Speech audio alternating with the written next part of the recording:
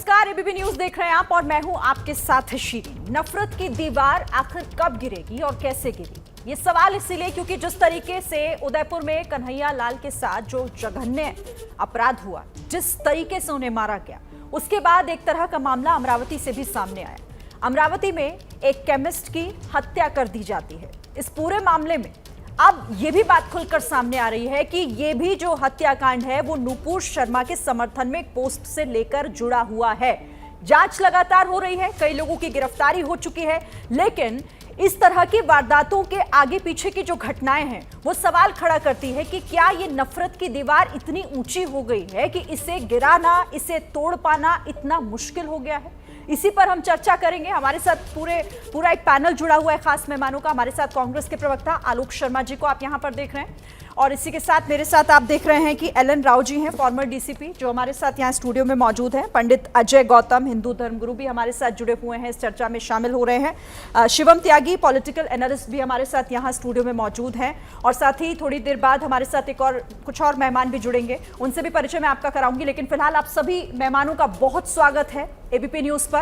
तो सवाल बहुत बड़ा है और बहुत महत्वपूर्ण भी, और मैं चाहूंगी कि शुरुआत आलोक शर्मा जी आपसे करूं, क्योंकि एक पोस्ट के समर्थन, एक किसी चीज के समर्थन में एक पोस्ट कर देना, क्या ये इतना बड़ा गुनाह हो जाता है कि नफरत की इतनी बड़ी दीवार खड़ी हो गई है कि ऐसी हत्या का भी समर्थन हो रहा है, इसके समर्थन में भी नारेबाजी हो रही है? बिल्कुल, इसके समर्थन में जो नारेबाजी हो रही है वो बिल्कुल दुर्भाग्यपूर्ण है। जिस तरह के नृशंस हत्याएं अभी पिछले दिनों में देखने को दो घटनाएं सामने आई हैं, दोनों ही पूरी तरह से नृशंस हैं, आतंकवादी कहने लायक घटनाएं हैं, और इसका किसी भी रूप में किसी भी तरह से समर्थन नहीं होना चाहिए। जहां तक बात है कि इस तरह की घटनाएं क्यों हो रही हैं, आपने कहा इतनी ऊंची दीवार खड़ी हो गई है। भाई, मोदी जी का शासन है, आप ऐसा कैसे कह सकते हैं? मोदी जी के शासन को 8 साल हो गए, क्या नफरत होगी मोदी जी के यहाँ पर? हम जब कांग्रेस पार्टी के प्रवक्ता तमाम लोग कहते आ रहे हैं, तमाम सीनियर लोग कह रहे हैं कि इस नफरत को कम कीजिए, नफरत बहुत ज़्यादा है। राजस्थान के मुख्यमंत्री राजस्थान की घटना के से पहले भी और उसके बाद भी जब बार बार कहते रहे प्रधानमंत्री से, गृह मंत्री से कि आप आइए, एक अपील कीजिए, किसी ने हमारी बात नहीं सुनी, हमारा मजाक उड़ाया गया। माननीय राहुल गांधी जी ने कहा कि देश के अंदर कैरोसिन छिड़क दिया गया है, उसके बाद भी किसी ने नहीं सुना। लेकिन आज अगर मीडिया के साथी ये कह रहे हैं कि नफरत की बहुत ऊंची दीवार खड़ी हो गई है, तो मैं समझता हूं अभी भी देर नहीं है। देश के प्रधानमंत्री, गृह मंत्री कम से कम विदेशों की फटकार और सुप्रीम कोर्ट की फटकार के बाद जागेंगे, हम ऐसी उम्मीद करते हैं। और इस नफरत की दीवार जिसके बुनियाद में ही आरएसएस और बीजेपी है, इसको कहीं ना कहीं गिराने का प्रयास करेंगे।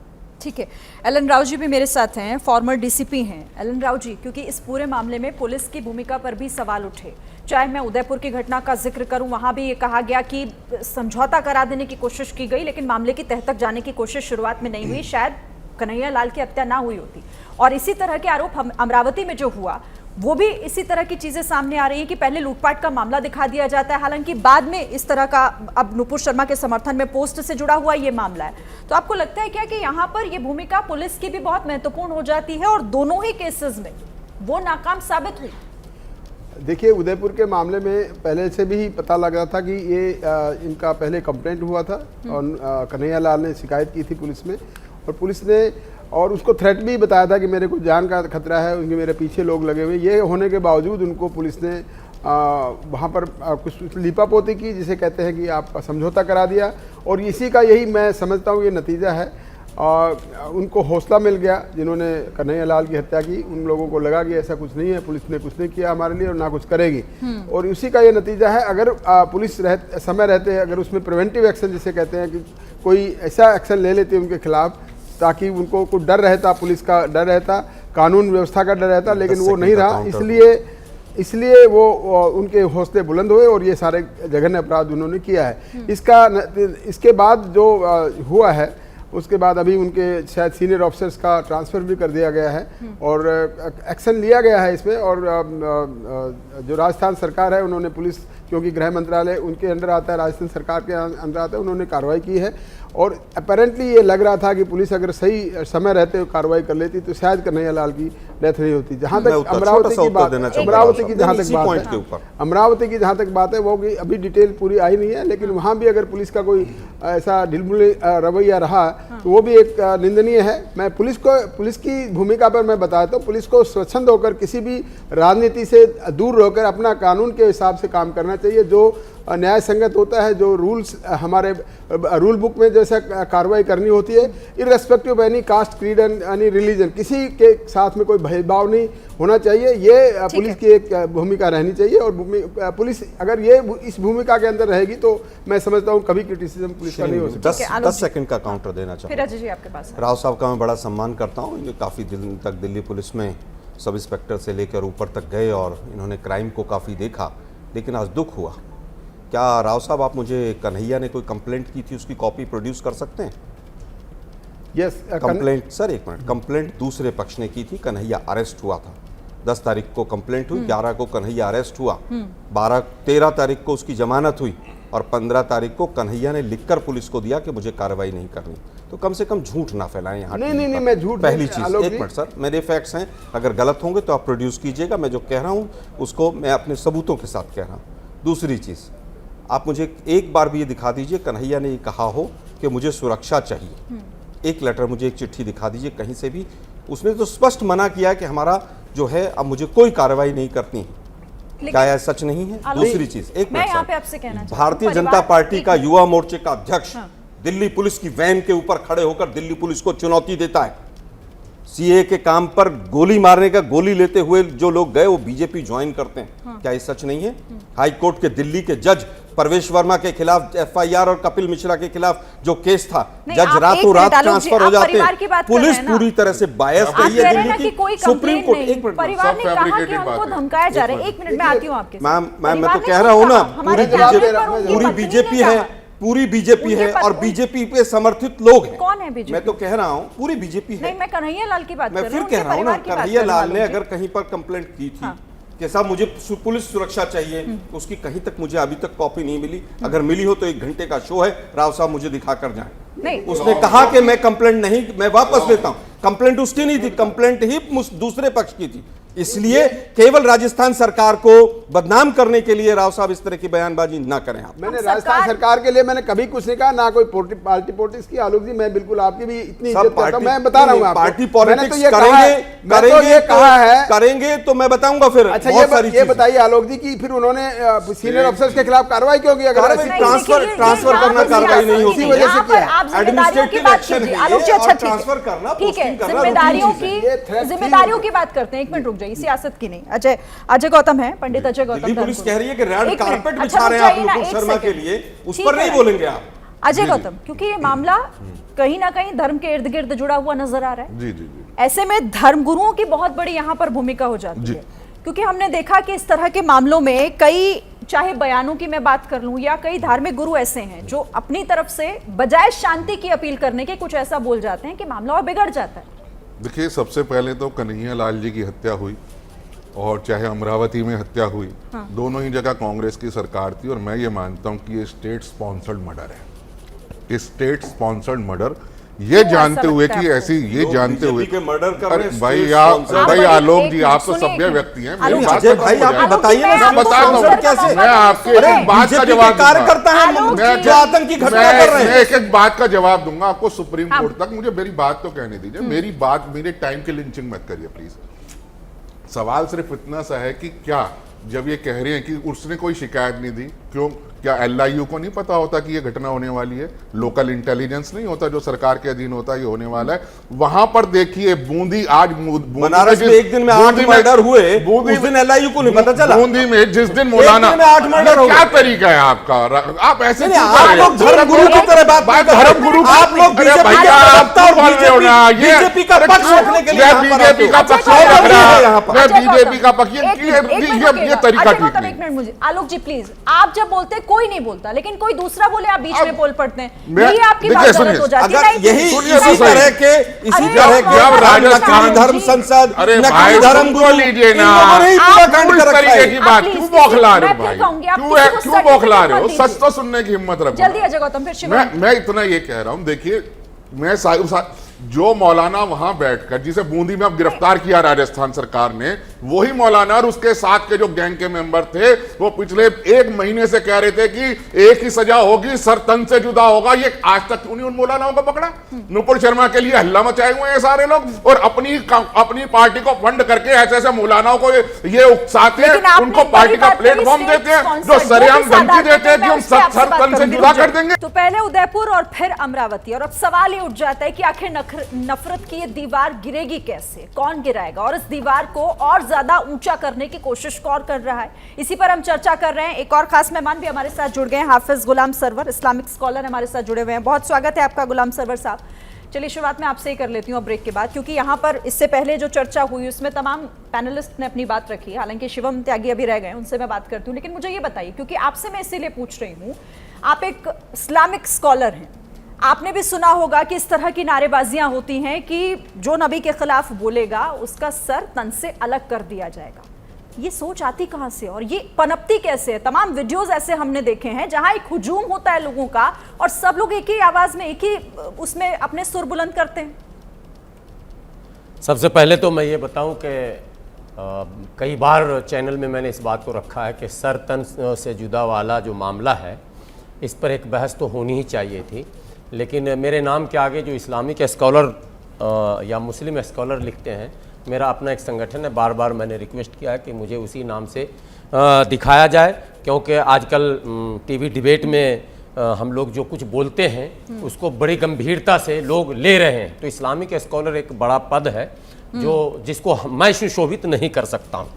बहरहाल सवाल जो है ये बिल्कुल जायज़ और दुरुस्त है कि भीड़ है, हमारे उलमा हैं, तकरीरें हो रही हैं और उसमें ये नारे लग रहे हैं, तो आखिर क्या इस्लाम में ये नारा है या नहीं है, यही तो असल सवाल है और इस पर बहस होनी चाहिए और बहस से किसी को भागना भी नहीं चाहिए।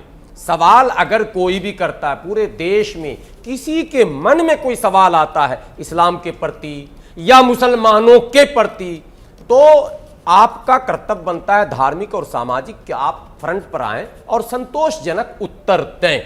सर तन से जुदा के विषय में मुझे दोनों तरफ से लड़ाई लड़नी पड़ती है, चूंकि दोनों तरफ मिसअंडरस्टैंडिंग, केवल एक तरफ नहीं है। मुस्लिम युवाओं को व्हाट्सएप से, फेसबुक से, सोशल साइट से और तकरीरें, आजकल लोग यूट्यूब पर तकरीर भी खूब सुन रहे हैं लंबी लंबी, वहां ये बता दिया गया है और शायद भारत के 10-20% मुस्लिम नौजवान तो इस बात को मानते ही हैं कि गुस्ताखे नबी की एक ही सजा है, सरतन से जुदा ही होना चाहिए। ये मैं भी मानता हूं, क्योंकि मैं उसी समाज में रहता हूं। तो वो गद्दार है, रुके ना सर, वो देश के गद्दार हैं या नहीं? प्लीज प्लीज नहीं, मैं सिर्फ इतना कह रहा हूं, वो जो बोलते हैं कि नबी आपसे विनती है मेरी, वो देश के गद्दार हैं या नहीं, इतना बताइए। अजय गौतम जी प्लीज। देखिए आप इन्हें कहा ना, गुलाम सरवर साहब, मैंने भी आपसे कहा ना, एक सवाल है, तकरीर नहीं ना, मैं छोटा सा कह रहा हूं, जो 20% आपके हिसाब से युवा मुसलमान ये कहते हैं कि नबी की गुस्ताखी की एक ही सजा, सर तन से जुदा, वो इस देश के गद्दार हैं या नहीं, ये तो बता दीजिए। आप डिबेट को मोड़ना चाह रहे हैं, हम मोड़ना नहीं चाह रहा, मैं मोड़ना नहीं चाह रहा। गद्दार कौन है, वफादार कौन है, वहां भी आ जाऊंगा, घबराइए। इंडियन पीनल कोड चलेगा या तकरीरों में जो कानून बना वो चलेगा?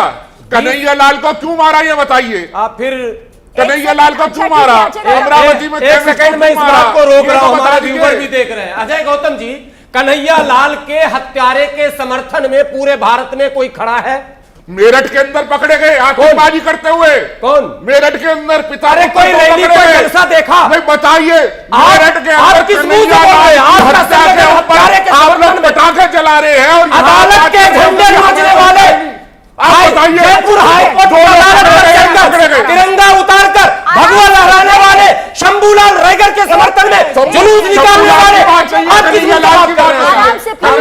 कन्हैया लाल की हत्या पे खुशी मनाने के लिए मेरठ में बाबर देश के लोगों ने विरोध किया, उसकी निंदा की, उसकी भर्त्सना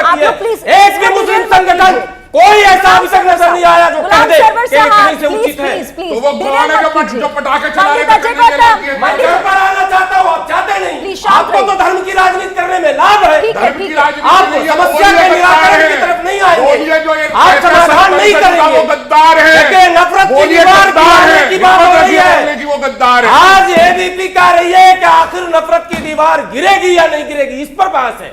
मैं वही लाना चाहता हूँ मेरे बड़े भाई। तो बोलिए ना गद्दार है, जो लोग ऐसी हरकतें कर रहे हैं वो देश के गद्दार है। बोलिए जो कन्हैया लाल की हत्या के ऊपर पटाखे चला रहे हैं वो गद्दार है। वो है, बिल्कुल है। कन्हैया लाल की हत्या पर कोई अगर जश्न मनाता है वो उसी की श्रेणी में है, बस केवल गद्दार नहीं, उसी की हत्यारे की श्रेणी में है। कोई अगर इंटरनल भी खुश है, ऑफ द कैमरा बात कर रहा हूं, सुनिए मैं हट बात करता हूं, मैं बनावटी बात नहीं करता हूं। अगर ऑफ कैमरा भी कोई समर्थन करता है वो भी गद्दार है। लेकिन सुन लीजिए, पहले बीमारी का, जब तक पहले बीमारी पकड़ना है फिर उसका इलाज, कारण और निवारण। ये बुद्ध की भी धरती है। बुद्ध ने कहा था हर समस्या का जो है कारण और निवारण, तो कारण और निवारण पर चर्चा हो, पूरा देश सुनता, साहब हम लोग वहीं आके फंस जाते, हिंदू और मुसलमान, हिंदू और मुसलमान। अरे साहब चाहे जो भी हो, हत्यारा हत्यारा है। कौन सा हिंदू में, कौन सा हिंदू में, कौन सा हिंदू किसी मस्जिद के अंदर बम लेके घुसा हर हर महादेव करके? उस धर्म को बताओ एक आदमी जिसने हर हर महादेव का नारा लगा के किसी मुसलमान की गर्दन काटी हो? बताओ एक हिंदू जिसने हर हर महादेव का नारा लगा के किसी मस्जिद में बम फोड़ा हो? इसका नाम तो बताइए ना, नहीं तो मैं 100 नाम बता दूं। हर महादेव का नारा लगा के हमारे मंदिरों के अंदर बम फोड़ना, प्लीज प्लीज ये कौन सा धर्म सिखाया? ये कौन सा धर्म उन्होंने सिखाया आपको? ये कौन सा धर्म की शिक्षा है आपकी? अजय गौतम आप प्लीज अब थोड़ा सा वापस आ जाते हैं। शिवम त्यागी आइए प्लीज। Thank you. मैं तो सिर्फ इतना कहना चाहूंगा कि विदेशों में जाएंगे, कहेंगे कि कैरोसिन का तेल लगा हुआ है पूरे देश में। अपने देश में एक व्यक्ति किसी के समर्थन में, उसके बेटे ने 8 साल के ने गलती से पोस्ट कर दिया, फिर कुछ लोग जो फेनेटिक्स हैं वो उसको डांटने, गाली देने, उसको धमकाने आए, उन्होंने फोन लेकर उसका वो पोस्ट डिलीट कर दिया कन्हैया का। फिर वही जाकर पुलिस में एफआईआर करा देते हैं। इस बात को बहुत ब्रांड किया जाता है। 3 दिन उसी व्यक्ति को जिसने मात्र पोस्ट किया था उसको जेल डालते हैं, कहते हैं हमने तो कार्रवाई की थी। फिर उसको जबरदस्ती बेचारे को, जो विक्टिम था उसको ही जबरदस्ती को बेचारे को बुलाकर बाहर फैसला करा देते हैं। सुरक्षा देते नहीं है, इंटेलिजेंस फेल है, फिर उसका गला काट दिया जाता है। और देश में कैरोसिन है। मोदी जी बोले आकर, गृह मंत्री जी बोले आकर, राजस्थान के जो मुख्यमंत्री जो कि गृह मंत्री भी हैं उनकी तो कोई जिम्मेदारी ही नहीं, मोदी जी बोले ना। फिर राजस्थान में क्यों है सर सरकार में? एक बात, महाराष्ट्र में जब अपनी सरकार थी, जब सरकार में थे, सत्ता में थे, मलाई खा रहे थे, वो कहते थे कि वो उसको तो लूटने की वजह से कर रहे थे, कोयले को लूटना चाहते थे, इस वजह से उसका गला काट दिया। लगातार इसी बात को करते गए। उसी का बेटा 2 सेकंड बाद पीछे भागकर आया, जिसकी जेब में 40,000 रुपए थे, उसको नहीं लूटा, कवर करने में लगे रहे। जब पता चला कि ये भी धार्मिक हत्या है तो मोदी जी ने कैरोसिन लगाया है ना इस देश में, इस वजह से आग लग रही है। इसको भी छोड़ दीजिए। 2013 में एक आदमी पाकिस्तान से ट्रेनिंग लेके आया था, उसकी बाइक का नंबर जिसके लिए उसने 3,000 रुपए दिए 2611 है, उसने अब गला काटा कन्हैया लाल का। लेकिन मोदी जी ने नफरत फैलाई है ना, 13 में मोदी जी तो थे। कमाल की बात यह है, जब राज्य सरकारें इतनी निठल्ली हो जाएं और जिम्मेदारी बस एक ही जगह मढ़ने लगे तो ऐसा होगा। लॉ एंड ऑर्डर की व्यवस्था अगर शेड्यूल 7 के तहत संविधान कहता है कि राज्य की है तो राज्य की है, जिम्मेदारी लीजिए, चीजों को आगे लेकर जाइए। और एक बात बहुत साफ है, मैं बड़ा क्लियर कह देना चाहता हूं, मैं कहता हूं कि किसी के धर्म का अपमान करने का किसी का कोई अधिकार नहीं है, कभी नहीं करना चाहिए, ना बर्दाश्त होना चाहिए। लेकिन अगर किसी ने कुछ ऐसा कहा, उसके लिए मेरे देश में कोर्ट कानून सब कुछ है, गला काट देना कोई जस्टिफाइड नहीं है। गुलाम सरवर साहब मेरे बराबर में खड़े हैं, अगर मुझे इनकी किसी बात को पसंद नहीं है, आलोक जी का नहीं, तो मैं इनके नीचे बम थोड़ी ना लगा दूंगा या गला थोड़ी ना काट दूंगा। बताइए, ठीक है कानून है, मुझे नहीं समझ में आ रही इनकी बात, मेरा और इनका व्यू पॉइंट बिल्कुल अलग है, स्टिल जस्टिफिकेशन नहीं। और ये क्यों हुआ? जब ये तमाम चीजें हुई, नुपुर का ये किस्सा हुआ, राहुल गांधी जी का ट्विटर वॉल उठाइए, अखिलेश यादव जी का ट्विटर वॉल उठाइए, किसी का उठा लीजिए, किसी व्यक्ति ने एक भी दिन ये नहीं कहा कि ये हंगामे मत करो, हिंसा मत करो, बस बार बार नुपुर की गिरफ्तारी करो। मान लिया सर, शांति तो हमारी जिम्मेदारी है ना। शिवम त्यागी, एक सवाल आपसे भी पूछा जाता है, सवाल ये भी पूछा जाता है और अब तो कोर्ट ने भी कह दिया, आपने कोर्ट की वो टिप्पणी सुनी भी होगी, पढ़ी भी होगी, कि अगर आप लोग यानी बीजेपी अगर सही वक्त पर कार्रवाई कर देती नुपुर शर्मा के केस में, इतनी डिले नहीं बरतती, तो शायद इस तरह के हालात ना होते। बहुत शुरुआत भी नहीं करेंगे, बहुत शानदार, उनकी अलग जिद है। ठीक है, इन्होंने भी मान लिया। अब शांति से सुनिएगा।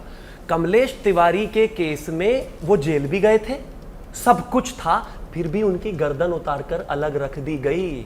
वो तो पुलिस ने गिरफ्तार कर लिए थे साहब, वो तो जेल में थे, कई महीने। तो तब तो मान जाते। तब मुख्यमंत्री अब कौन थे? अब मुख्यमंत्री जिम्मेदार हो गए। चुप सुन लीजिए ना, मैं चिल्ला नहीं आ रहा आपके बीच में। तो कौन कहता है कि जेल भेजने पर ये हो जाता? और छोड़ दीजिए इस बात को, कन्हैया तो बेचारे ने, उसने तो ब्लास्फेमी भी नहीं की थी, उसने तो ईश निंदा भी नहीं की थी, उसने तो पोस्ट किया था, वो भी जो उसके बेटे से हो गया था, उसकी भी गर्दन उड़ा दी। कमाल की बात हो गई। ऐसी इत्तेफाक। एक चीज बताइए, लाल बिहारी यादव जो समाजवादी के एमएलसी हैं, ऐसी भद्दी भद्दी गालियां दी शिवलिंग को लेकर। क्या मैंने गला काट दिया किसी का?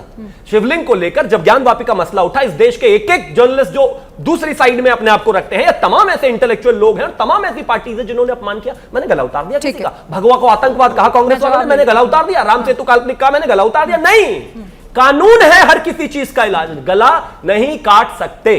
सवाल ये उठता है कि क्या ये धर्म की सियासत ही है जिसकी वजह से नफरत की ये दीवार लगातार ऊंची होती जा रही है, और इसकी जद में कौन आ रहा है? इसकी जद में आ रहा है कन्हैया लाल जैसा एक इंसान जो अपनी रोजी रोटी चलाने के लिए डराया, उसे धमकाया जाता है, लेकिन बावजूद इसके 6 दिन बाद वो अपनी दुकान पर पहुंचता है। लेकिन होता क्या है, उसके दिन दहाड़े जघन्य तरीके से हत्या कर दी जाती है। इसी सवाल को आगे बढ़ाते हैं एक बार फिर से, और आलोक शर्मा जी आप जवाब देना चाह रहे थे क्योंकि कई सवाल यहां पर शिवम त्यागी आपसे पूछ रहे थे।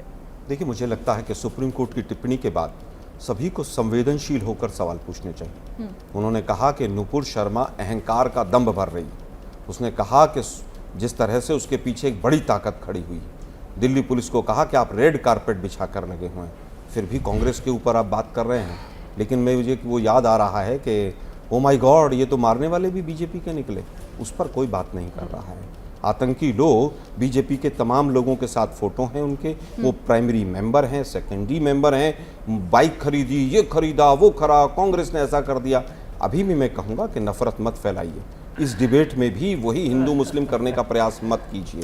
सुप्रीम कोर्ट की फटकार के प्राइमरी बाद मेंबरशिप दिखा दीजिए। मैं या एक मिनट तो दीजिए। सुप्रीम कोर्ट ने जो किया है वो देश के प्रधानमंत्री को करना चाहिए था, लेकिन देश के प्रधानमंत्री ने नहीं किया। बीजेपी की दिखाइए ना। देखिए, मैं कह रहा हूँ देश के प्रधानमंत्री ने को जो काम दिखाइए करना ना, चाहिए तो था। झूठ क्यों बोल रहे हैं लाइव टीवी पर? मैं फिर कह रहा हूँ वो एक्टिव मेंबर है। अरे भाई, चलिए मेंबरशिप दिखाइए। कह रहा हूँ उनके माइनॉरिटी सेल ने दिखाइए, एक्सेप्ट मैं किया, छोड़ के चला जाऊंगा, अभी डिबेट दिखाइए। ऑन रिकॉर्ड एक्सेप्ट किया। मैं गौश को बीजेपी का मेंबर दिखा दीजिए, मैं अभी डिबेट छोड़ के चला जाऊंगा, नहीं तो बोलिएगा कि झूठ बोल रहे हैं। राजस्थान के सर मेंबरशिप दिखाइए, माना है, मेंबरशिप दिखाइए। फिर कहूंगा मेंबरशिप दिखाइए, इधर उधर नहीं चाहिए। मैं कांग्रेस की मेंबरशिप ले लूंगा, बीजेपी के पास मेंबरशिप की पर्ची होती होगी ना, दिखाइए। बीजेपी के पास होगी, बड़े हैं, महान है, तैयारी करके आते हैं, मेंबरशिप की पर्ची दिखाइए। बीजेपी के पास आप पार्टी बदनाम कर रहे हैं, मैं बीजेपी से नहीं हूं, लेकिन मैं आपसे पूछना चाहता हूं, आप मुझे मेंबरशिप की पर्ची दिखाइए सर। कि इस हिंदू मुसलमान सर पर्ची दिखाइए ना, हिंदू मुसलमान छोड़िए। अरे पर्ची बीजेपी के पास होगी, कांग्रेस के पास कैसे आएगी? कैसे एलिगेशन लगा दिया बिना पर्ची के? कह रहे हैं कि हमारे यहाँ नहीं, कुछ भी बोले जा रहे हैं।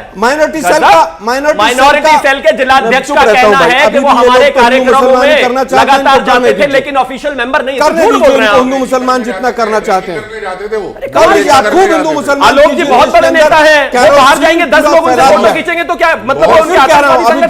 अभी 2 हत्याएं हुई हैं, आपको वोट मिलती है। नहीं, नुपुर शर्मा पर एक्शन इसलिए नहीं होता है सर, कि बीजेपी को वोट नहीं सर, बिना आप मुझे मैं बता देता हूँ, ऑन रिकॉर्ड दिखा देता हूँ, दिखाइए ऑन रिकॉर्ड दिखा देता मुझे, ये वो हूँ, पर्ची दिखा दीजिए। मैं उसका बयान मैं तो आपसे सिर्फ पर्ची मांगना चाहता हूँ। रुकिए जरा, अच्छा रुकिए एक मिनट। गृह मंत्री का बयान है, पूर्व गृह मंत्री का बयान है कि वो भाजपा का है, लेकिन मेरा उससे कोई संबंध फिर नहीं। वही बात है, वो भाजपा सर, भाजपा की पर्ची होती होगी ना, पूर्व गृह मंत्री का। बीजेपी के 17 करोड़ कार्यकर्ता हैं, इसका मतलब है उन 17 करोड़ के पास मेंबरशिप होती है। मैं कार्यकर्ता नहीं हूं, मेरे पास नहीं है। अगर आतंकवादी कार्यकर्ता है तो पर्ची दिखा दाऊद से रिलेशन, मैं कह रहा हूं ना सर, छोड़ के चला जाओ। बीजेपी की सरकार में दाऊद से रिलेशन आकर पूरी तरह से अपनी अफजल हम शर्मिंदा है, तेरे कातिल जिंदा है वाले को तो पार्टी में ले आए, आतंकवादी को पार्टी में ले आए, जिस पर केस कर रहा है, हमें लेक्चर दे रहे हैं। ये 84 में जिसने सिखों के गले काट दिए वो पार्टी में अब तक रहे, ये हमें आतंकवादी बता रहे हैं। बताइए क्या देश को बर्बाद, मतलब कमाल ही हो गया ये तो।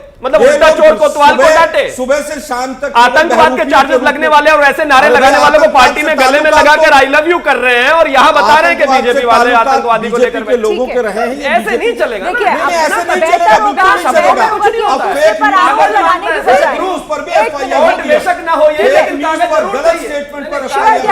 शिवम त्यागी आलोक शर्मा शिवम नहीं शिवम त्यागी आलोक शर्मा देखिए मोहम्मद गौस की तरफ से डराना शुरू कीजिए, बताइए मुझे केवल ये बताइए कि दाऊद के पत्नी डरा रही है, ये तो यहाँ पे अपनी ये हर जगह थ्रेट देते हैं, बिल्कुल ये इस तरह के मानसिक है, यहाँ पे शो को डिरेक्ट करूंगा। श्री जी देखिए ना, ये यहाँ पे शो को भैया डराओ मत, मैं गरीब आदमी हूँ, मेरा गला मत बता देना किसी से, नहीं सर डराइए, चार बहरूपिया बीजेपी के खड़े हो जाते हैं। आलोक शर्मा यही हिंदू और बहमान करने के अरे लिए सर ग्लास मत फेंक के मार देना प्लीज, ऐसी बातें मत। अगर मुझे देशद्रोही कोई कहेगा तो जरूर मारूंगा। कोई नहीं कह रहा, अगर हिम्मत है तो लेकिन कह आप भी किसी को कुछ नहीं होता। अगर कोई किसी के अंदर आप थोड़ी संजीदगी से बात कीजिए, एक मैं मिनट बहरूपिया नहीं हूँ।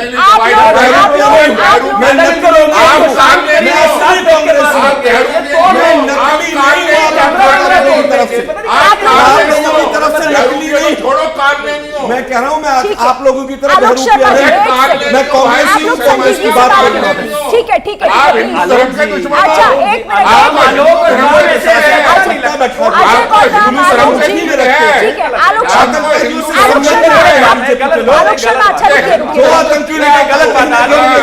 नाम आलोक और ऐसे काम नहीं। शिवम त्यागी लगता है संजीदगी से बात मुझे लगता है आलोक देश की शर्मा जनता प्लीज। समझ गई है। हाँ ठीक है, आप भी तो समझिए ना थोड़ा। ठीक है एलन राव जी आप आइए, आप आइए दाऊद से संबंध रखने वाले अच्छा ठीक है। अरे यार फिर आप कोई बात करें, कैसी बात मंत्री को महाराष्ट्र में क्यों बनाया गया? आप क्यों एक मिनट वो भी एलन राव साहब से मैं एलन राव साहब से पुलिस वाला बनकर अरे भाई चुप हो जाओ भाई। वो धर्मगुरु बनकर फर्जी संसद फर्जी धर्मगुरु। अच्छा ठीक है एलन राव जी आप नहीं खड़े हैं ना यहाँ जो फर्जी हिंदू अजय गौतम एक जो मिनट कोर्ट के ऊपर जनेऊ पहनने वाले को लगाम दे जवान को लगाम दे दिया है। बकवास न करना एक अरे आप लोग कैसी मैं बात बता रहा हूँ, एक शब्द मत बोलना आलोक जी आप गलत शब्द मैंने नहीं बोला, आपने बोला। आपने कैसे कहा फर्जी? आपने कैसे कहा फर्जी? बहरूपिया क्या होता है? बहरूपिया क्या होता है? आप मंत्र बोलो, मैं बोलता, पता चल जाएगा कौन कितना बड़ा पंडित है। आप लोग आप जैसे बहरूपिया है यहाँ पे। आग लगा रहे हैं जो फर्जी हिंदू, जो फर्जी हिंदू और नकली हिंदू है, जो फर्जी हिंदू और नकली हिंदू है, हिंदू के नाम पर ऑफिस से अरे आप कैसे लोग इसे चमचागिरी करके? मैं आप दोनों से रिक्वेस्ट कर रही हूँ, आप लोग धर्मगुरुओं ने आग लगाई है। अरे आग लगाने वाले आप लोग, मैं आप आपने दोनों से बनवाया कर रही हूँ। कन्हैया आप लाल लोग को, कैसी बात कर रहे हो? बीजेपी वालों ने मारा, बीजेपी लोगों वालों को ने मरवाने मरवाया वाले आप हैं। और मरवा लो 10-20 थोड़ी वोट बहुत भाषा की मर्यादा रखिए। आप लोग नेशनल चैनल पे कैसी बातें कर रहे हैं? यही है इनकी मर्यादा। नहीं इनका चाल चरित्र चेहरा दिख रहा है लोगों को, इनका चाल चरित्र चेहरा दिख रहा है लोगों को। नकली फर्जी लोग। अरे फर्जी आप है, फर्जी। बहरूपिया आप है, नकली, फर्जी बहरूपिया, अजय गौतम। नकली और फर्जी हिंदू आप है, बीजेपी के कोर्ट के ऊपर जनेऊ पहनने वाले आप है, हम बीजेपी के पिट्ठू हैं आप लोग। अजय गौतम आलोक कुछ शर्मा नहीं है, क्या कहता आप रहो, लोगों को क्या हो गया? अरे वोट इकट्ठे आप लोग क्या हो गया? हिंदू जी, आपको आलोक। धर्म से कोई मतलब है अरे या किसी और से मतलब अरे है? इतना ही आपको हिंदू ठीक है। धर्म बुरा लगता है तो छोड़ दो, हमें कोई क्यों नहीं अच्छा, छोड़ते शांत देश रहिए। धर्म? एक मिनट, अगर एक हिंदू मिनट। धर्म आपको इतना एक बुरा मिनट। लगता है तो हिंदू धर्म छोड़ दो। ठीक है, कांग्रेस तो है ही नहीं। अच्छा एक अरे मिनट। अच्छा हमारे साथ एक और खास मेहमान इस वक्त जुड़ गए हैं। मुझे बताया जा रहा है कि निर्दलीय सांसद अमरावती से नवनीत राणा हमारे साथ जुड़ गई हैं। नवनीत राणा जी, स्वागत है आपका एबीपी न्यूज पर। मैं आपसे बात करना चाहती हूँ उस चिट्ठी को लेकर, जो चिट्ठी आपने लिखी है जिसमें आपने कहा है कि ये पुलिस की नाकामी है जिस वजह से अमरावती में जो हत्या हुई है। आपने क्या मांग की है और आप क्यों ऐसी मांग कर रही हैं? आपको क्यों लगता है कि ये पुलिस की नाकामी की वजह से हुआ? मैं आपको ये बताना चाहूंगी कि कुछ महीने पहले भी हमारे अमरावती में जो मेरा संसदीय क्षेत्र है वहां पर बहुत हिंदू मुस्लिम्स के राइट्स हुए थे। तब भी मैंने बहुत जोर से इसकी आवाज उठाई थी। तब भी मैंने मांग की थी कि इस दंगों के पीछे, इस राइट्स के पीछे किनका हाथ है। पर तब भी इसके ऊपर इंक्वायरी राज्य ने कुछ की नहीं, और जो गुनहगार थे जिन्होंने ये प्रकरण बनाया था तब भी इस तरीके से हुआ था। तो इसलिए इमीडिएट जब ये घटना हुई हमारे अमरावती में, और घटना के बाद जब मैंने पुलिस डिपार्टमेंट से बात की, जो अधिकारी उनसे बात की, तो उनका यही कहना है कि ये रॉबरी का केस है, रॉबरी का है, चोरी करने के मंशा से ये सब घटना हुई गई है। तो तब मैंने उनके परिवार से, उनके परिजनों से, उनके बेटे से, जो कुले साहब के बेटे हैं, उनसे बात की। मैंने कहा ये उनका किसी के साथ में दुश्मनी थी या किसी के साथ में प्रॉब्लम थी या कोई अनबन थी जिसके कारण ये सब हुआ है। पहले हमने उसकी इंक्वायरी निकाली, हमने उनसे परिजनों से बात की, बेटे से बात की, और उसके बाद उन्होंने कहा, सभी ने ये कहा और परिजनों ने भी, उनके आस पड़ोस के लोगों ने भी ये कहा, बहुत सज्जन किस्म के व्यक्ति थे, काम और घर, घर और काम, सिर्फ इतना ही वो करते थे। तो उसके बाद जब मैंने पुलिस से पूछा तो उन्होंने कहा ये चोरी की मंशा से की गई है। अगर ये चोरी की मंशा से ये घटना को अंजाम दिया गया था तो जो उनके बेटे मुझे बताइए, प्रैक्टिकली जो हम देखते हैं पूरे क्राइम में, जो भी चोरी की मंशा से करता है तो किसके पास पैसे हैं, कौन दुकान से पैसे लेके निकला है, पैसे तो बेटे के पास थे, फिर इन्हें क्यों मारा गया? अगर चोरी की मंशा से थे, 12 दिन से पुलिस डिपार्टमेंट महाराष्ट्र के अमरावती की, वो कमिश्नर ऑफ पुलिस जो आरती सिंह है, जो अमरावती की सीपी हैं, और जो गार्जियन मिनिस्टर थी, वो कांग्रेस को बिलोंग करने वाली गार्जियन मिनिस्टर थी, उन्होंने ये प्रकरण बाहर क्यों नहीं आने दिया?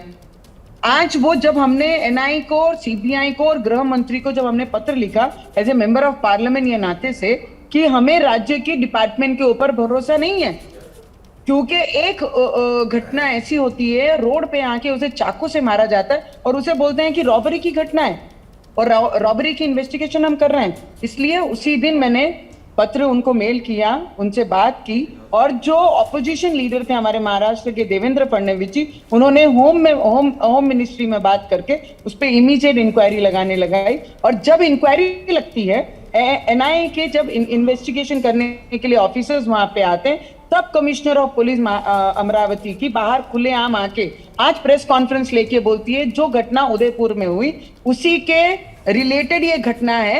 ये आज आके वो बोलती है 12 दिन क्यों लगते हैं पुलिस डिपार्टमेंट को, क्यों इतने दिन छुपाई रखी जाती है बातें, क्यों पहला एक्यूज जो सबसे बड़ा जिन्होंने क्राइम किया वो अभी तक क्यों इनके हाथ में नहीं लगा था, आज ही क्यों लगा? जब ये चर्चा नेशनली चलने लगी, नेशनली एनआईए ने और होम मिनिस्टर ने जब पत्र निकालते तब ये चर्चा बाहर आती है।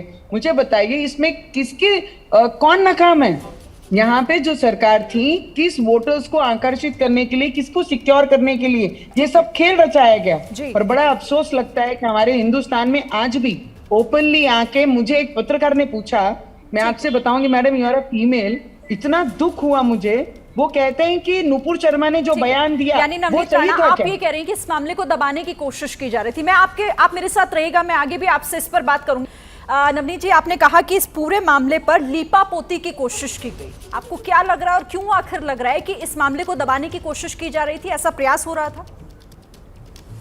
मैडम, पहले तो हमारे महाराष्ट्र में जो स्थिति थी, गवर्नमेंट की अदला बदली की जो स्थिति चल रही थी, विद्रोह चल रहा था, अपनी ही खुद की पार्टी में विद्रोह करके कई लोग आमदार बाहर निकले, तो वो दौरान अपनी और छवि, क्योंकि जिस कारण ये महाराष्ट्र में पहली बार इतिहास में हुआ है कि हिंदुओं के विचारधाराओं के लिए ये राज्य में आज सरकार बदली है मैडम, और उसी दौरान अगर इस घटना को और एनकरेज करते तो और उनकी बदनामी होती और ये एमएलए को इसका कारण मिलता, इसलिए वो चीजें बाहर नहीं आने दी मैम।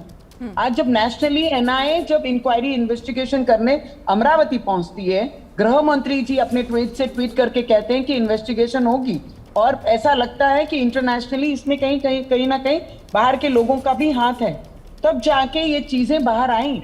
नहीं तो मुझे नहीं लगता है कि महाराष्ट्र में ये चीजों को बाहर आने भी दिया गया 2.5 सालों में, क्योंकि बेगुनाह लोगों को जेल भेजा गया, हनुमान चालीसा पे देशद्रोह लगा, लॉकअप भेजा गया, बाकी भी लोगों को, बेकसूर लोगों को इस महाराष्ट्र में अपनी वोट की राजनीति के लिए 2.5 सालों में उनके ऊपर बहुत ज्यादा अन्याय हुआ। इसलिए हमने उसी दिन जब ये घटना हुई, उसके 2-3 दिन जब हमें लगा कि यहाँ पे न्याय की गुहार कोई व्यक्ति नहीं है जिससे हम लगा सकते हैं, इसलिए हमने इमीडिएट सेंटर को ये पत्र भेजा। और आज जिस तरीके से गृह मंत्री जी ने इसका इन्वेस्टिगेशन के लिए एनआईए को भेजी गई और खुद इंटरेस्ट लेके कि ऐसी घटना हमारे देश में फिर कभी होनी नहीं चाहिए, उसकी जांच होनी चाहिए। और मैं तो खुद उनसे रिक्वेस्ट करूंगी, पार्लियामेंट में इसकी आवाज उठाऊंगी कि उदयपुर में और अमरावती में जब ऐसी घटनाएं होती हैं तो देश के हिंदू लोग जो विचारधारा लेके अपनी चलते हैं, क्या गुनाह था मुझे बताइए कॉलेज जी का, जो अमरावती से बिलोंग करते हैं, क्या गुनाह था उदयपुर के वो टेलर का, जिनको दिन दिहाड़े इतने बुरी तरीके से उन्हें मार दिया गया? सिर्फ यही गुनाह था कि हिंदू विचारधाराओं को उन्हें मैसेज फॉरवर्ड किए या अपने स्टेटस पे हिंदू विचारधाराओं को एनकरेज करने का काम किया। हिंदुस्तान में हम अपनी विचारधारा जीवंत नहीं रख सकते। नवनीत जी, आपने जिस तरह की बातें की उससे यही लग रहा है कि आप ये कह रही हैं कि इस मामले को दबाने की कोशिश इसीलिए की जा रही थी क्योंकि सरकार अपना बचाव कर रही थी, वो नहीं चाहती थी कि इस तरह की जो बातें खुलकर सामने आए और सरकार पर, प्रशासन पर सवाल उठे, यही वजह थी। और बाहर के लोगों का भी आप हाथ होने का जिक्र कर रही हैं इसमें। 100% जो भी बाहर के लोग होंगे, क्योंकि बाकी भी इन्वेस्टिगेशन में दिखाई दिया है, पर मुझे लगता है हिंदुस्तान में अगर ये सब चीजें हो रही हैं, अगर बाहर के लोग किसी के ब्रेन वॉश कर रहे हैं, तो हिंदुस्तान के लोगों को अपना भाईचारा नहीं छोड़ना चाहिए, अपनी विचारधारा नहीं छोड़नी चाहिए। किसी पत्रकार ने मुझे कहा कि नुपुर शर्मा ने जो बयान दिए वो गलत था, मैंने नहीं कहा वो सही है, पर अगर किसी की भावना हमें दुखाने का अधिकार नहीं है, वो गलत होगा तो उसके लिए कोर्ट है, उसके लिए न्यायालय है। मैं कहना चाहूंगी ये कौन सा न्याय हुआ कि किस व्यक्ति ने उन्हें सपोर्ट करने के लिए अगर कोई पोस्ट वायरल किए तो उसका दिन दिहाड़े जाके बेरहमी से उसके मुंह से मार दिया जाए। ये हिंदुस्तान नहीं है। और ऐसे क्रिमिनल को चौराहे पे लाके उन्हें ऐसी सजा देनी चाहिए कि ऐसे क्राइम करने वाले व्यक्ति ने सपने में भी ऐसा क्राइम करने का कभी दिमाग में नहीं लाना चाहिए। ऐसी सजा इन लोगों को मिलनी चाहिए, तब जाके मेरा देश और मेरे लोगों को, मेरे हमारे विचारों को आगे बढ़ने की कोई रास्ता मिलेगा। ठीक है, बहुत बहुत धन्यवाद। नवनीत राणा हमारे साथ आप जुड़े, इस मसले पर अपनी बात रखी है, क्योंकि नवनीत राणा ने ही वो पत्र लिखा है जिस पत्र में उन्होंने इस मुद्दे को उठाया और नाकामी पुलिस के सामने लाने की कोशिश की। बहरहाल चलिए, अब मैं इसी से आलोक शर्मा जी मैं सवाल पूछना चाहूंगी, क्योंकि आपने सुना नवनीत राणा को पूरे बात के दौरान आप सुन रहे थे और उन्होंने एक महत्वपूर्ण बात जो की, उन्होंने कहा कि इस मामले को उद्धव सरकार दबाने की कोशिश कर रही थी, इसीलिए चोरी चकारी का मामला पहले बनाया गया। देखिए, मेरे पास उस चीज़ के फैक्ट्स नहीं हैं, लेकिन इतना ज़रूर है कि अभी तक भी, आज 24 घंटे होने को आए हैं, अभी तक भी जो मेन क्रिमिनल था वो अरेस्ट नहीं हुआ है, और वो अरेस्ट होना चाहिए, और जो सख्त से सख्त सजा होनी चाहिए उसकी होनी चाहिए। अभी रियाज के बारे में कहा गया कि बीजेपी के नहीं थे वो, मैंने 10 सबूत यहाँ पर रखे हैं, मैं सारे देता हूँ, लेकिन मैं ये नहीं कहूँगा कि मेरे साथी डिबेट छोड़ कर जाए। मुद्दे की बात पर आते हैं अब हम, कि आज बात यह है कि क्या कानून का राज हो रहा है? 10 दिन तक क्या नुपुर शर्मा फ्रिंज एलिमेंट नहीं थी? क्या नुपुर शर्मा के ऊपर जब तक विदेश से फटकार नहीं लगी कोई एक्शन हुआ? अगर हुआ, अगर एडमिनिस्ट्रेशन ने अपना एक्शन लिया होता तो शायद आज ये बात नहीं होती। आप कांग्रेस के ऊपर सवाल उठा सकते हैं, लेकिन सुप्रीम कोर्ट खास तौर पर कह रहा है कि अगर एक्शन समय से लिया गया होता तो ऐसा नहीं होता। दिल्ली पुलिस उसके लिए रेड कारपेट बिछा रही है, उसके बाद भी मोदी जी और अमित शाह जी शांत हैं। भाई, हम नवाज शरीफ से, इमरान खान से थोड़ी ना कहेंगे कि आप शांति की अपील करें। देश के प्रधानमंत्री हैं आप, देश के गृह मंत्री हैं, आप अपील नहीं करेंगे तो कौन करेगा अपील? एक मुख्यमंत्री कह रहे हैं मेरी अपील का कम असर है, आप देश के प्रधानमंत्री हैं, आप अपील कीजिए। कहाँ मोहन भागवत जी? पूरे देश में, पूरे देश में मुसलमान से भी सबसे देशों को जो लोग कह रहे हैं गोली मारो, रामजादे और दूसरा यहाँ समझना पड़ेगा। 10 सेकंड प्लीज। ये हमेशा एक बात बताइए, देश में तो सभी लोग सभी धर्म रहते हैं, हिंदू भी हैं, मुस्लिम भी है, ज्यूस, पारसी सभी रहते हैं। हमेशा मुसलमानों से ही हमें हमेशा शांति की अपील मुसलमानों से क्यों करनी पड़ती है? पहली बात, अजय जी आपके बीच सुना ना, आप अजय जी हर चीज में मत बोलिए ना। अजय जी आपकी बात सुन लेना भाई, बोलना ना बोला। हम तो पता नहीं क्यों सच से इतना चिढ़ते हैं। और दूसरी बात, जहां मुस्लिम लोग रहते हैं, जहां ज्यादा तादाद में, वो जगह संवेदनशील क्यों होती है? ये बात आज तक संवेदनशीलता का ये जो पैमाना है ना, ये समझ ही नहीं आ रहा कि जहां मुस्लिम रहे वो संवेदनशील। अपील की, शांति की अगर अपील करो तो मुसलमानों से करो। ये किस तरीके की मानसिकता में इस देश को आप लोग बढ़ा रहे हैं? कांग्रेस भाई रहम करो, इस देश में मत इस तरीके का जहर घोलो। रामनवमी पे 9 राज्यों में हुआ, 9 में से 7 बीजेपी शासित थे। बड़ी परेशानी है जब एक उम्र दराज और देश की सबसे पुरानी पार्टी के प्रवक्ता फोटोज दिखाकर कहें कि ये 10 सबूत हैं ये बीजेपी का कार्यकर्ता होने के। अगर आज तक भी आप कार्यकर्ता होने का मतलब नहीं समझ पाए तो माफ कीजिए, आगे नहीं मिस्ड कॉल के बाद पर्ची बनती है क्या? उसको ढंग से अब प्लीज बीच में बीजेपी में पर्ची बनती है क्या? क्या है ये 10 सेकंड क्यों नहीं टिक पाते? हर किसी के विंडो में टेंशन नहीं करना होता। रुकिए जरा, अबे देख मुझे अच्छा नहीं लगता मुझे आजादी के सामने आपके भाई होंगे, मुझे केवल ये अगर भाई हो तो भाई को बोलने, वो आदमी छोटे भाई को भी नहीं बोलने देता, वो पार्टी में क्या करता होगा? रुकिए जरा, मुझे केवल ये रुकिए। बताइए, बीजेपी में पर्ची बनती है क्या?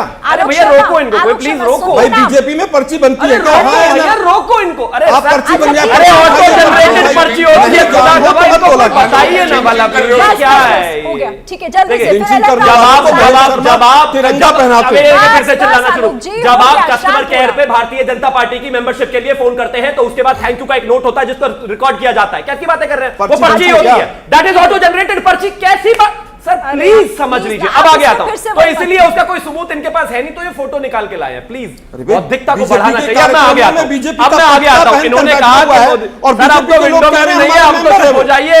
और मुझे क्या कहेंगे? बैकग्राउंड म्यूजिक आप नहीं राजनीतिक चाहिए, मैं गाना विश्लेषक नहीं हैं, गा रहा बीजेपी वालों से हूं। पूछ लीजिए। मैं 4 बातें रख रहा हूं, बीजेपी रखने वाले दीजिए, कह उसके रहे हैं बाद कि चिल्ला हमारा लीजिएगा। मेंबर है और आप ये बीजेपी आपकी का पार्टी में पक्ष ऐसा रख चलता रहे हैं। होगा। गजब है भाई। एक्टिविस्ट को तो बात रखने दीजिए, रुक जाइए ना। भूत पिशाच आरोप लगाने के बाद सुनना भी नाम नहीं सुनावे चाहिए। ना चेरो हरे ठीक है, सब thank you। पूरा जो पत्र तो निरंतर महत्वपूर्ण है, बात यहाँ पर ये अभी ही आगे बोल के इन्हें चुप कराया जा सकता है। अभी आगे कहते हैं, अभी आगे दोनों कहते शुरू करते हैं, कौन हनुमान चालीसा बस, पहले बस। खत्म चलो, करता ठीक है? है। चैलेंज करता हूं मैं भी। आ जाओ, आ जाइए अभी से। चलो ना, शुरू करो ना। आइए शुरू। हाँ, बोलो करो, आइए। करो तो सही। आइए शुरू। पता चल जाएगा आपको पता किसी चल दिन जाएगा, पता। 2 मिनट रुको। अरे बोलो तो सही, बोलो सैस्वर बोलो। अलग राव जी आप आइए प्लीज।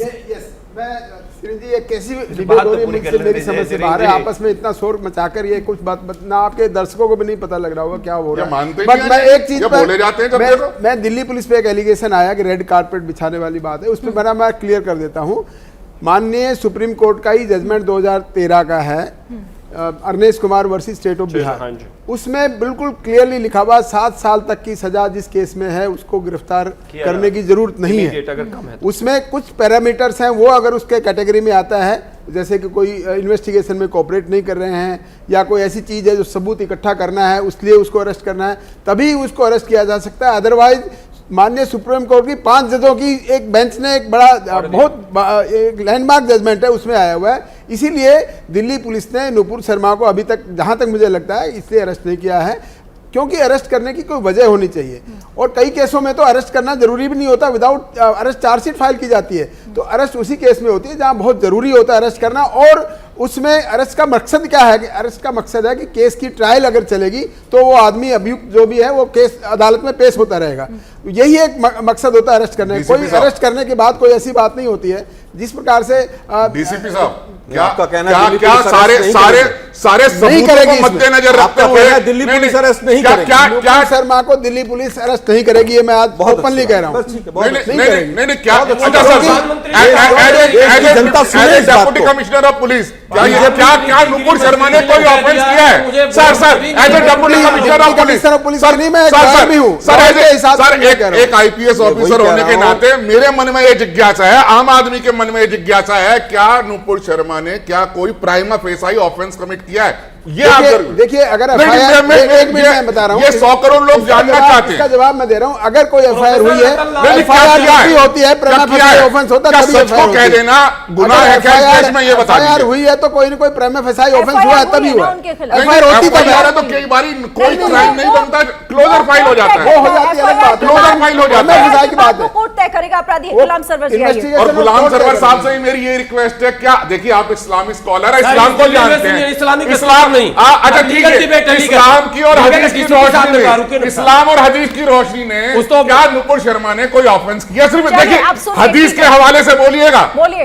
अपने दिल पे हाथ रख के बोलिएगा, खुदा को हाजिर नाजिर जान के। अरे बोलिए तो मैं- दीजिए। अब बोलिए, अब बोलने बोलिए। तो दीजिए, गौतम। मैंने सुनिए कई ना। राष्ट्रीय चैनलों पर कहा है कि केवल इस इशू पर डिबेट रखिएगा, मैं आऊंगा और कुछ आप और भी बता के स्कॉलर जाइएगा। आप सुनिए, 2 मिनट में कुछ नहीं कहना। डीसीपी साहब ने एक बात कही है, इन्होंने जो हवाले दिए हैं, क्या वो हवाला जो सुप्रीम कोर्ट का वो फैसला है नहीं, नहीं, वो स्पेसिफिक सिर्फ नुपुर शर्मा के लिए नहीं, है? नुपुर- या नहीं, नहीं, तेरे नहीं, गिरफ्तारियां हैं? आप देखिए, रिसेंटली आप हदीस की रोशनी में बताइए, हदीस की रोशनी में बताइए, क्या नुपुर शर्मा ने कोई ऑफेंस किया है? देश का मैं देखिए आपसे बहुत ईमानदारी से ऊपर सवाल कर लाने रहा के लिए हूं। हाथ जोड़ के मैं कह रहा हूं, ईमानदारी से सवाल है, देश को जवाब दे के जाओ, भारत को जवाब बचाना दे के जाओ, है। क्या नुपुर ऐसे शर्मा ने कोई कितने सर्वर ऑफेंस किया है? कुर्बान हो जाने के लिए तैयार नहीं, हैं। गुलाम- मगर देश गुलाम को सरवर बचाइए। साहब, सवाल से प्लीज, मत भागो। वोट हम भी दे देंगे मगर देश नहीं, नहीं, बचाइए। सवाल ये से मत जिद- भागो। ये जिद सवाल से प्रधानमंत्री मत जी की भागो, सिर्फ पूरी इतना- दुनिया इतना में बता दो भाई। और प्रधानमंत्री अरे जी इतना तो बता दो, जिस पूरी लड़की की चार-चार राज्यों गर्दन सवाल उतारने के लिए बोल रहे हो? क्या उसने कोई ऑफेंस किया? इतना तो हाँ या ना तो बोल जाओ। अरे तो ये कोर्ट से पूछिए ना। आप बताओ। चार राज्य की पुलिस मैं FIR आपकी कर नजर चुकी से है। पूछ रहा हूँ। चार राज्य की यकीन पुलिस है आप FIR झूठ कर नहीं चुकी बोलोगे। है। चार राज्य की पुलिस यकीन है FIR आप कर झूठ चुकी नहीं है। बोलोगे। चार राज्य की सरवर पुलिस साहब। FIR कर ठीक चुकी है, है। चलिए। गुलाम सरवर साहब, मुझे यकीन नहीं, आप झूठ नहीं बोलोगे। आप कोर्ट आप बोलिए ना। आपको आप तो बता मानते दीजिए हैं। कि अच्छा, आज चलिए, नुपुर वक्त शर्मा खत्म। अरे ने आप कोई कोर्ट को ऑफेंस मानेंगे किया सच है। नहीं मानेंगे। माफ कीजिएगा, मेरे पास वक्त इतना ही था। आप लोगों ने चीख से चिल्लाने बोल को दीजिए वक्त ना, सच जाया बोल कर दिया। दीजिए। वक्त इतना ही था। माफ कीजिएगा एलन राव जी, मैं आपके पास आ नहीं पाऊंगी। मेरे पास वक्त इतना ही था, तो इस चर्चा में फिलहाल इतना ही। लेकिन एबीपी न्यूज पर खबरें आगे भी जारी हैं, आप बने रहिए हमारे साथ।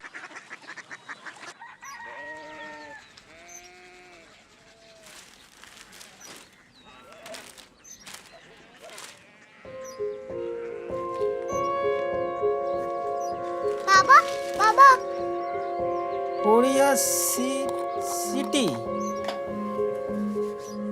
जानिए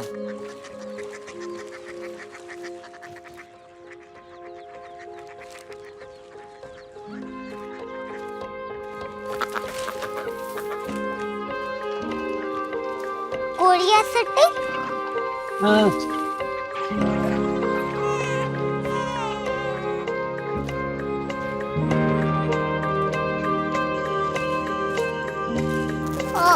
कोरिया सिटी कहाँ पे है? शहर अंग्रेजी लगे हैं।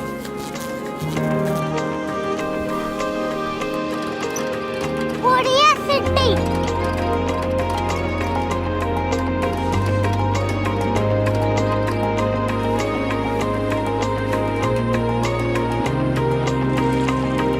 वो बहुत दूर है।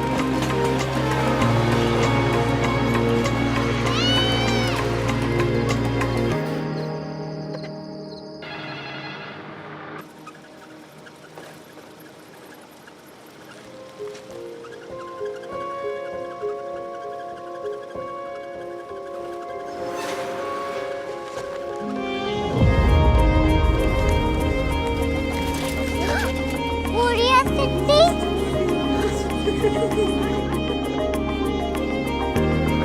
दुनिया को कुछ लोग बड़े होते हैं। कोरिया सिटी कहाँ है? प्रोफेसर साहब को पता होगा।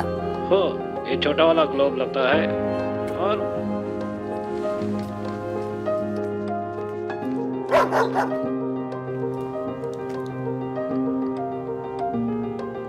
पता नहीं, मेरी बेटी से जाके मिल लो, शायद उसे मालूम हो।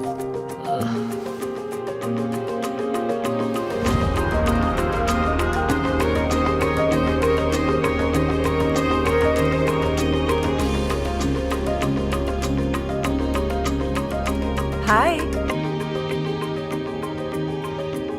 बाबा ने भेजा है। Come here. Korea city Korea city नहीं, क्यूरियोसिटी। वो क्या? That's what brought you here. जो तुम्हें यहाँ तक ले आया।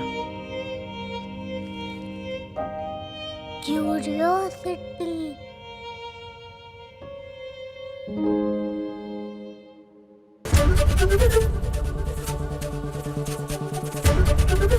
एबीपी न्यूज आपको रखे आगे।